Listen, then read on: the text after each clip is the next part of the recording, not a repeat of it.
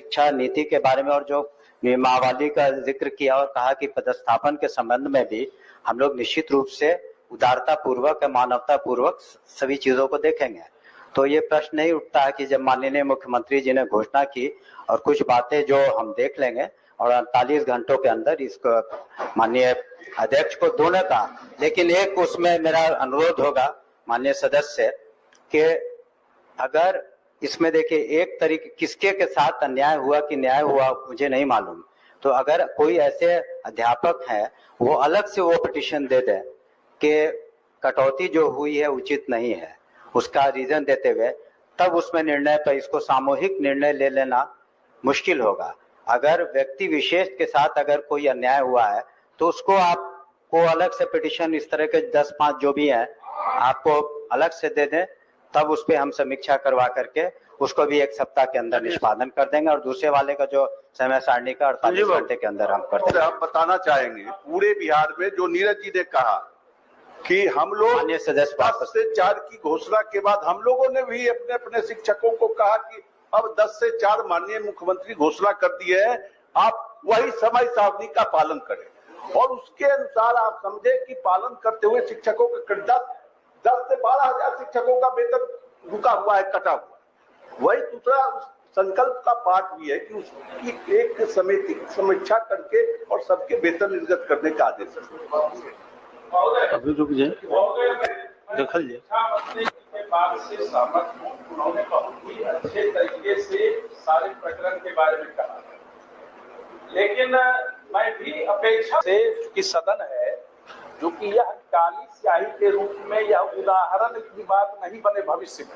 मंत्री महोदय ने कहा है 48 घंटे में तो वो जरूर करेंगे, लेकिन यह उदाहरण की बात भविष्य में नहीं बननी चाहिए। और दूसरी बात, मंत्री महोदय को मैं ऑन रिकॉर्ड कहना चाहता हूं, अभी मुंगेर जिले में राज्य सरकार के सचिवालय और निदेशालय का हवाला दिया जाता है और वेतन रोक दिया जाता है। ऐसे और भी जिले में होते हैं और फिर उगाही की जाती है, तब वेतन भुगतान किया जाता है। एक दौर के ना है, जाके मिल के बात बता देंगे, वापस लीजिए। आसन से आपने मौका दिया है बोलने का, वापस लेने के पहले कहा 1 मिनट में ही तो सारी बात मैं खत्म कर रहा। आपका 10 मिनट का 1 मिनट होता है ना। मंत्री महोदय के आश्वासन के बाद मैं अपने संकल्प को वापस लेता हूं और सदन की मर्यादा निश्चित रूप से अक्षुण्ण रहेगी। सरकार की साख को कोई प्रभावित नहीं कर सकता। इस आश्वासन के साथ मैं वापस संकल्प व्यपगत हुआ। अगर बैठ करके पूरी बात सुन लीजिएगा तब आपको ठीक लगेगा। आइए जो सुनिए, किया कौन?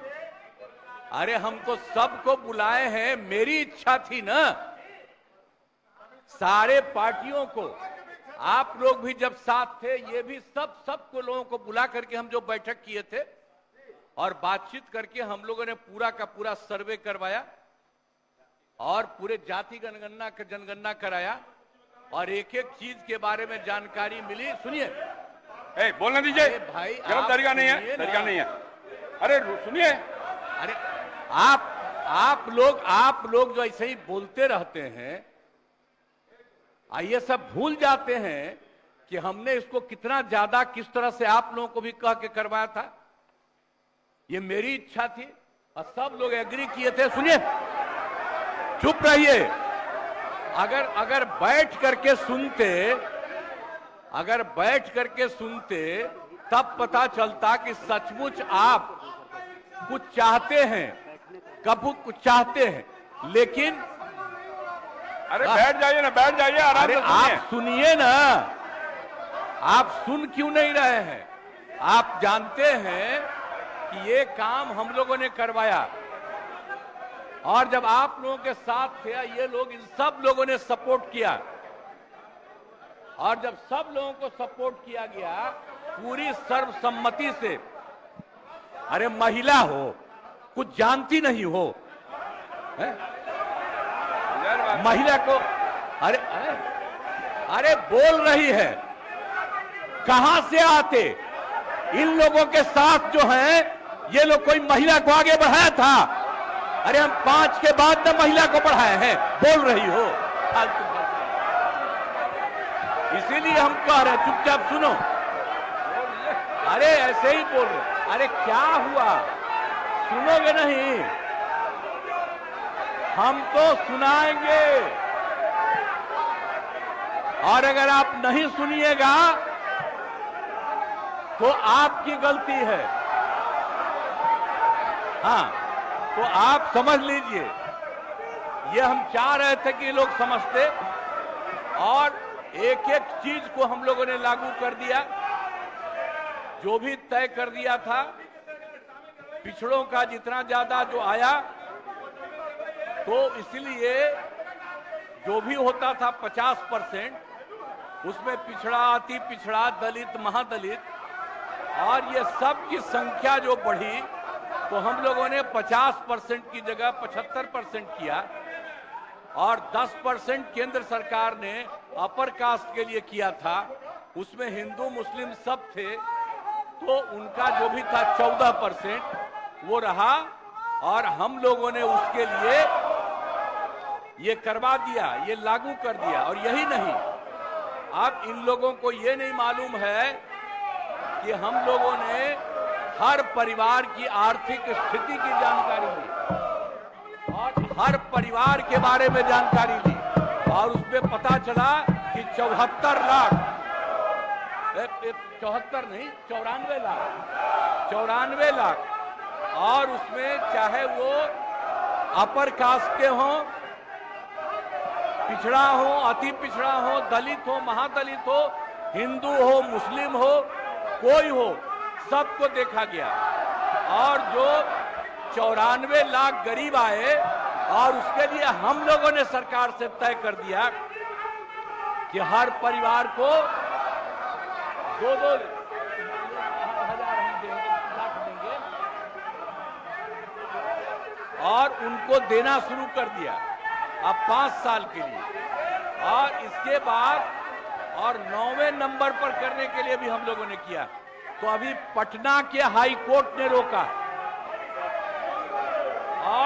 और तत्काल राज्य सरकार ने सुप्रीम कोर्ट में